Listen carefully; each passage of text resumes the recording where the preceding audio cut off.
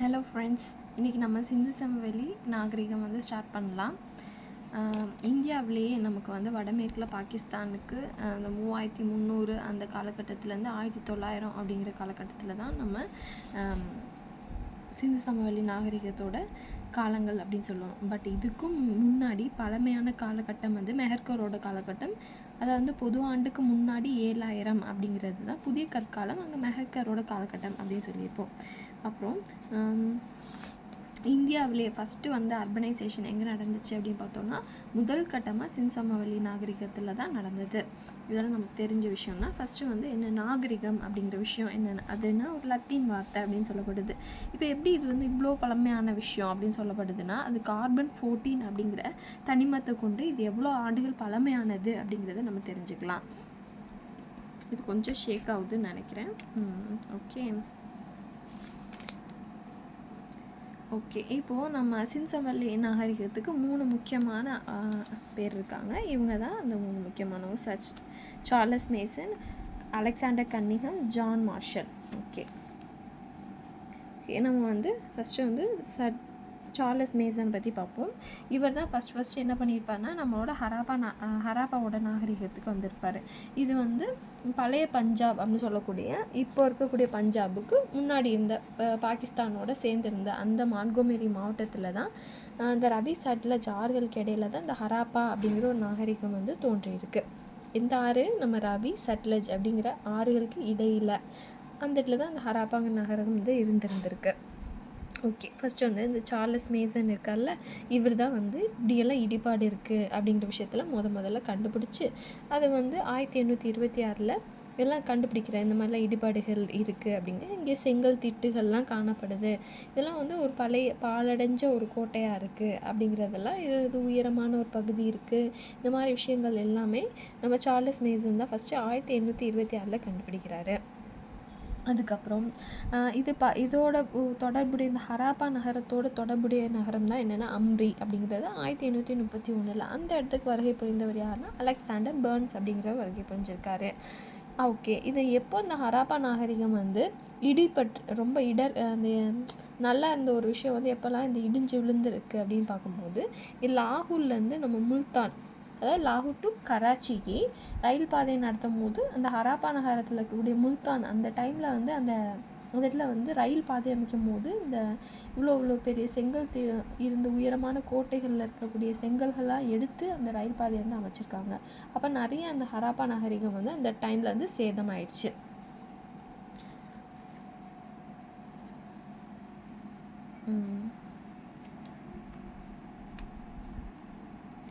அதே டைமில் இங்கே ஒரு முத்திரை இருந்திருக்கு. அந்த லாகூர்லேருந்து முல்தானுக்கு இந்த மாதிரி நம்ம சொன்னோமோ அது முடிஞ்சிருது.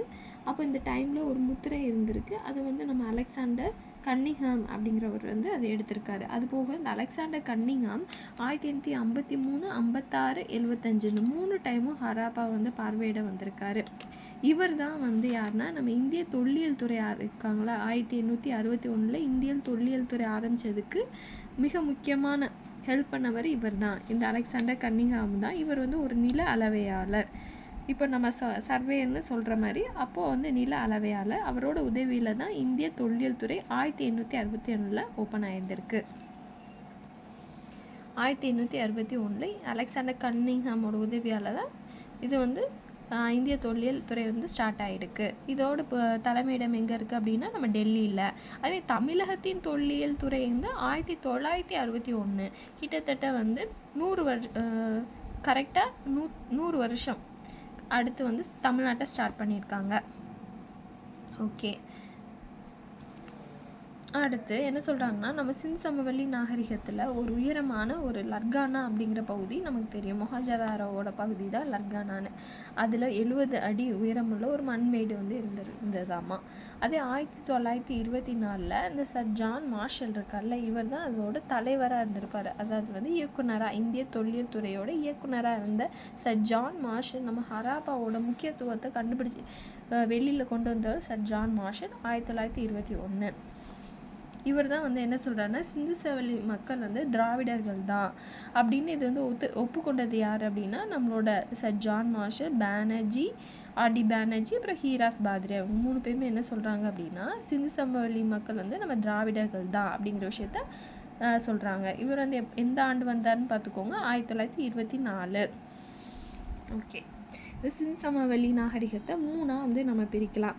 அது தொடக்க நிலை, முதிர்ந்த நிலை, அப்புறம் வந்து இறுதி நிலை அப்படி சொல்லிட்டு 3ஆக பிரிக்கலாம். ஹராப்பாவிற்கு முந்தைய நிலை கூட இருக்குது.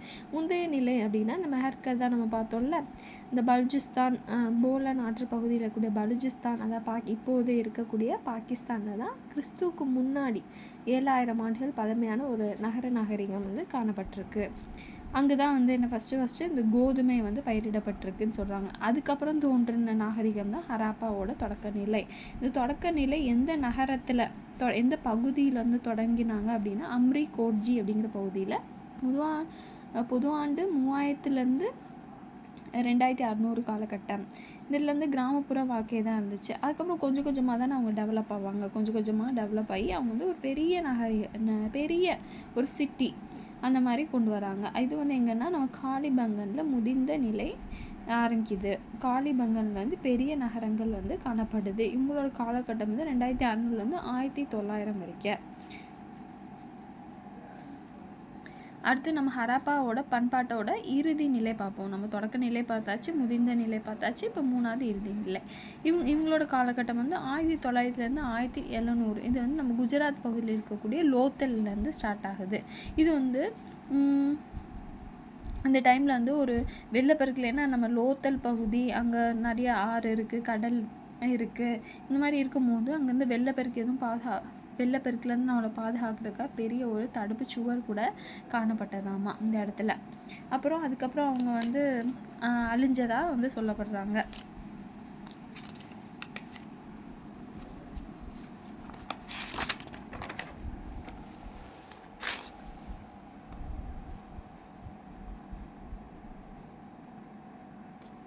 அடுத்து 1900 தொடர்ந்து இதுக்கு வந்து என்ன பண்ணுறாங்கன்னா வந்துட்டே தான் இருக்காங்க. இதோட ஆய்வு பண்ணுறதுக்கு 1940 கூட யார் வரனா, நம்ம மார்டிமர் வீலர் வராரு. இவர் தான் நம்ம வந்து அரிக்கமேடு அகலாய்வு பண்ண மார்டிமர் வீலர் எப்போ வராரு, 1940 வராங்க.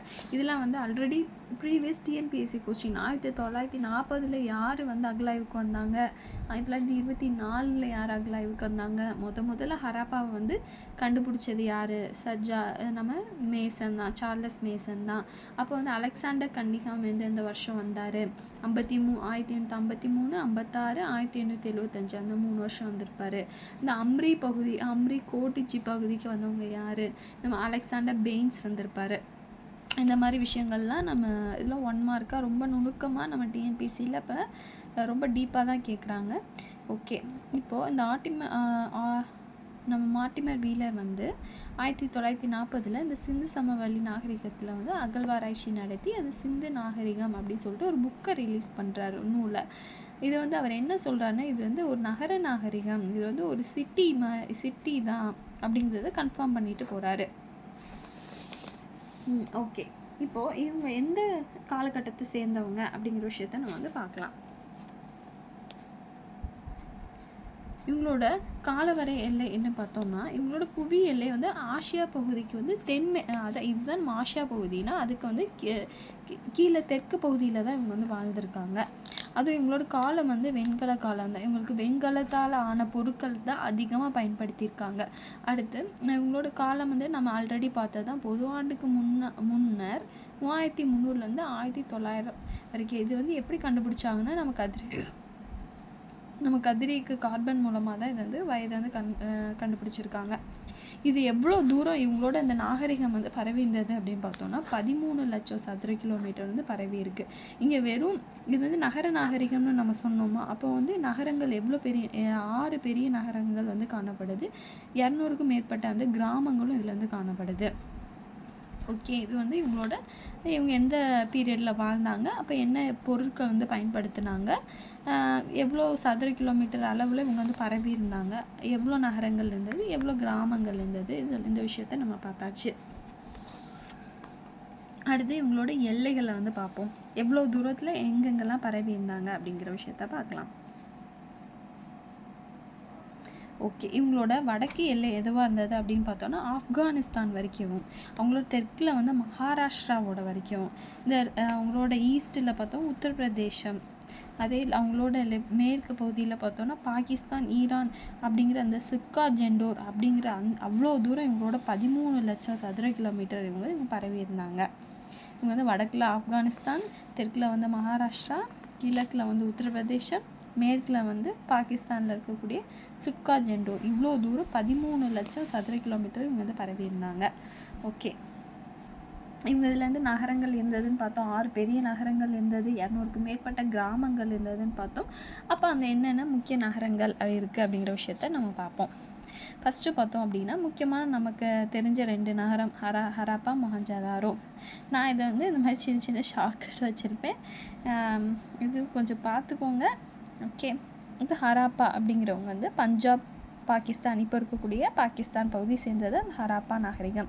மொஹஞ்சதாரோ அப்படின்னா இப்போ இருக்கக்கூடிய சிந்து பகுதி, இது ரெண்டுமே இப்போ வந்து பாகிஸ்தான் தாங்க. இப்போ நம்மக்கிட்ட எதுவும் இல்லை, பாகிஸ்தானில் தான் ரெண்டுமே இருக்குது. அடுத்து டோலோவிரா நம்ம இருக்கக்கூடிய குஜராத், காலிபங்கன் வந்து ராஜஸ்தான், லோத்தல் வந்து குஜராத், கப்பல் கட்டும் துறைமுகம் எல்லாமே இந்த லோத்தலில் தான் இருந்திருக்கும். அடுத்து பனவாலி ராஜஸ்தான், ராஹி கர்கி ஹரியானா.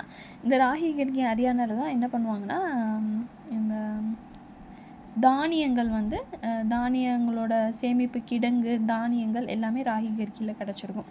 சுட்கோட்டாங்கிறது குஜராத்தில் வந்து இருக்குது. இங்கே வந்து அந்த சங்கில் செய்யப்பட்ட வளையல்கள் அந்த மாதிரி விஷயங்கள்லாம் எல்லாம் வந்து கிடச்சிருக்கும். ஓகே, இப்போ இந்த ஒவ்வொரு நகரத்துக்கும் யார் யாரெல்லாம் வந்தாங்க, என்னென்ன அகழ்வாராய்ச்சி பண்ணியிருக்காங்க, அந்த மாதிரி விஷயங்கள்லாம் நம்ம ஆல்ரெடி பார்த்தோம். பட் இது இன்னும் கொஞ்சம் டீப்பாக பார்த்தலாம். மொஹஞ்சதாரோவுக்கு வந்து ஆர்டி பேனர்ஜி வந்திருப்பார், ஆர்டி பேனர்ஜி. ஹராப்பாவுக்கு வந்து நமக்கு தெரியும் சர் ஜான் மார்ஷே, இவர் தான் இந்திய தொல்லியல் இயக்குனராக இருந்தவர். அவர் தான் சர் ஜான் மார்ஷே தான் ஹராப்பாவுக்கு வந்திருக்காரு, தயாராம் சானி 2 பேரும். அடுத்து வந்து நம்ம லோத்தல் பார்த்தோம் அப்படின்னா எஸ்ஆர் ராவ் அப்படிங்கிறவர் வர்றாரு. காலிபங்கனுக்கு வந்து லால் மற்றும் பிகே தபார் அப்படிங்கிறவரும். அடுத்து வந்து ரங்பூர் எம்எஸ் வாட்ஸ், அப்புறம் எம்எஸ் ராவ். சுர்கோட்டா வந்து ஜேபி ஜோஷி வருவார். டோலோவீராவுக்கு வந்து ஜேபி ஜோஷி தான். ரூபாருக்கு ஒய்டி சர்மா அப்படிங்கிறவங்க வராங்க. அதே நம்ம ஆல்ரெடி பார்த்துருக்கோம், மொஹஞ்சதாரோ அப்படிங்கிறது என்ன, ஒரு உயர்ந்த மேடை மீது நன்கு திட்டமிட்டு கட்டப்பட்ட ஒரு நகரம் தான் அப்படின்னு ஆல்ரெடி நம்ம பார்த்துருக்கோம்.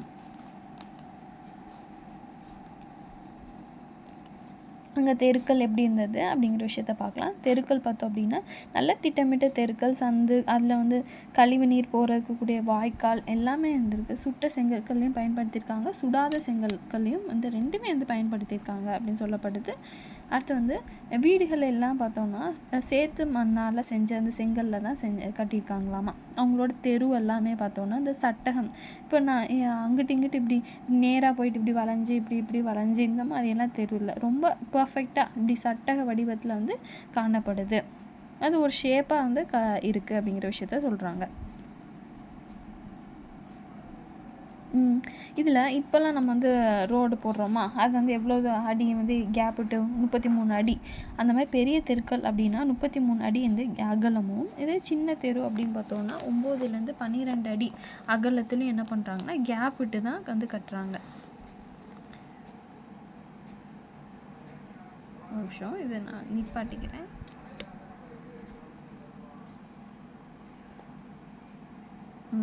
இங்கே வந்து நம்மளோட வீடுகள் எல்லாமே பார்த்தோன்னா சுட்ட செங்கல்லையும் சுண்ணாம்பு கலவை எல்லாமே வந்து பயன்படுத்தியிருக்காங்க. இங்கே வந்து எல்லாமே செங்கற்கள் எல்லாமே ஒரே அளவில் தான், அந்த செங்கல் கூட ஷேப்பு கூட ஒரே மாதிரி இருந்திருக்குதாங்க, அந்த அளவுக்கு இருந்திருக்கு.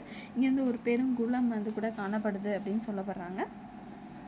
பெருங்குளம் இருந்தது, அது வந்து எந்த குளம் வந்து இந்த செவ்வக வடிவமைப்பில் இருந்ததுன்னு சொல்கிறாங்க. இது 2 பக்கத்துலேயும் வந்து படிக்கட்டு இருக்கும். தெற்கும் நார்த்லேயும் சவுத்துலேயும் தான் என்ன பண்ணுறாங்க அப்படின்னா படிக்கட்டுகள் வந்து காணப்படும். இந்த இடத்துல 2 இடத்துலையும் வந்து என்னென்னா இந்த ஸ்டீம் நீராவியில் ரூம் வந்து இருக்கும் அப்படிங்கிற மாதிரி சொல்லியிருப்பாங்க. அதை நம்ம பார்க்கலாம்.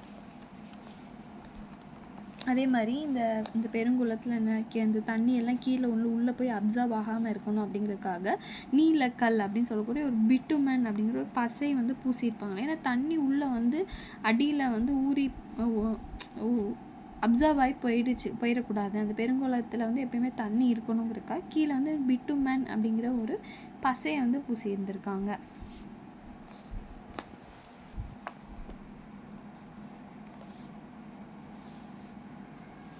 இது நம்ம வந்து பார்த்துட்டோம். நீல பிட்டுமன் இந்த விஷயங்கள் எல்லாமே இந்த இடத்துல வந்து காணப்படுது. அடுத்ததுக்கு போகலாம். இங்கே வந்து தானிய களஞ்சியம் பார்க்கலாம். தானிய களஞ்சியம் இருந்துச்சுன்னு ஆல்ரெடி நம்ம வந்து ராகி கர்கியில் கூட இருந்தது அப்படிங்கிற விஷயத்த நம்ம பார்த்தோம். இந்த தானிய களஞ்சியம் அப்படின்னா இவ்வளோ ஹைட் இருக்கும்ல. இப்போ நம்ம வேர் ஹவுஸில் தானே நம்ம ஸ்டோர் பண்ணுறோம். அந்த காலத்தில் வந்து தானிய களஞ்சியம் அப்படிங்கிற ஒரு இடத்துல இவ்வளோ அடி உயரத்தில் 168 அடி நீளமும் 135 அடி அகலமும் அதில் சுவர் பார்த்தோன்னா 52 அடியிலையும் 9 அடி கனமும் இருக்க ஒரு அவ்வளோ பெரிய ஸ்டோரேஜ் உட்டனில் வந்து அவங்க வந்து இதெல்லாம் வந்து ஸ்டோரேஜ் பண்ணியிருக்காங்க. அவங்களோட தானியங்கள்லாம் விளைவிச்ச தானியங்கள் எல்லாத்தையும் அவங்க வந்து ஸ்டோர் பண்ணியிருந்திருக்காங்க.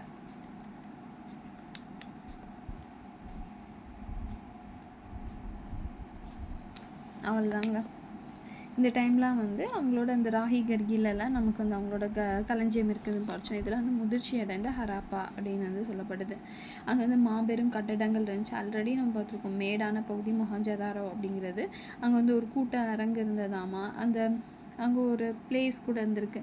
அது எல்லாருமே வந்து இப்போ இருக்கக்கூடிய ஒரு ஸ்டேடியம் மாதிரி. அப்போ கொஞ்சம் பெருசாக ஒரு ஹால் மாதிரி பெருசாக இருந்திருக்கு. அது 20 தூண்கள் இருந்திருக்கு. 4 வரிசைகள் கொண்டு ஒரு கூடம் கூட இருந்திருக்கு. பாருங்கள் எப்படியெல்லாம் வந்து அவங்க அந்த காலத்திலேயே 3300 ஆண்டுகளுக்கு முன்னாடி அவங்க எப்படியெல்லாம் வாழ்ந்திருக்காங்க அப்படிங்கிற விஷயம்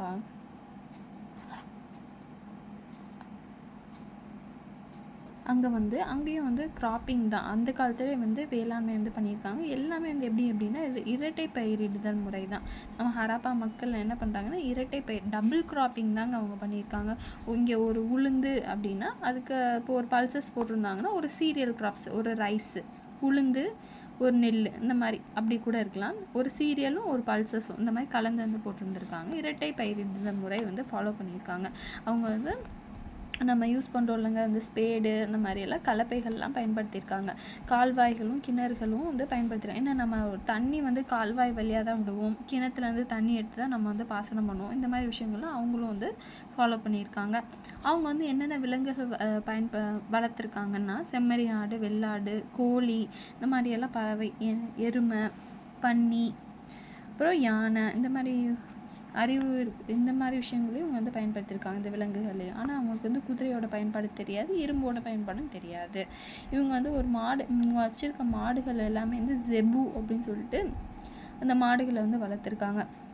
அதுமாரி வந்து இவங்க வந்து ஆற்று பகுதியில் வாழ்ந்ததுனால இவங்கள வந்து மீன் அப்புறம் வந்து பறவை இறைச்சி இதெல்லாம் வந்து அவங்க உணவில் வந்து சேர்த்துருந்துருக்காங்க. இவங்க வந்து கட்டில் அப்படின்னு சொல்லக்கூடிய ஒரு மீனை கூட பயன்படுத்தியிருக்காங்க. அது வந்து நிறைய நம்ம தோல் நோய்களுக்கு கூட குணப்படுத்தக்கூடியதாக அந்த கட்டில் அப்படிங்கிற மீன் இருந்துச்சு அப்படிங்கிற விஷயமும் நம்ம கேள்விப்பட்டிருக்கோம்.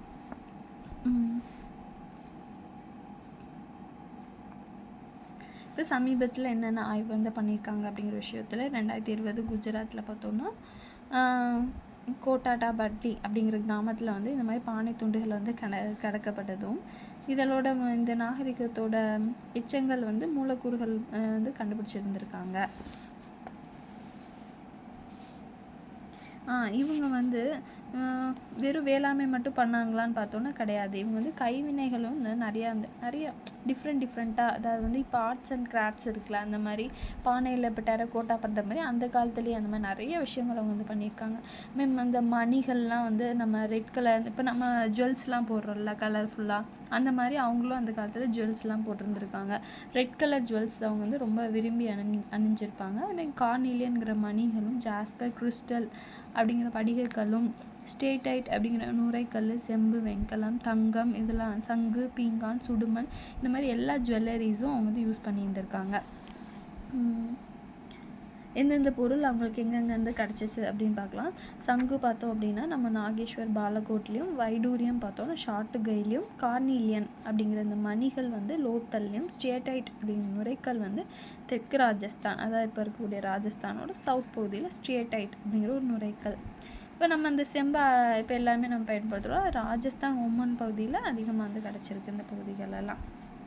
Okay, bye bye. இதோட செகண்ட் பார்ட்டை இப்போ 2வது வீடியோவில் போடுறேன். Stay connected. Thank you. Bye bye. Please subscribe பண்ணிக்கோங்க, லைக் பண்ணிக்கோங்க. ரொம்ப தேங்க்ஸ்.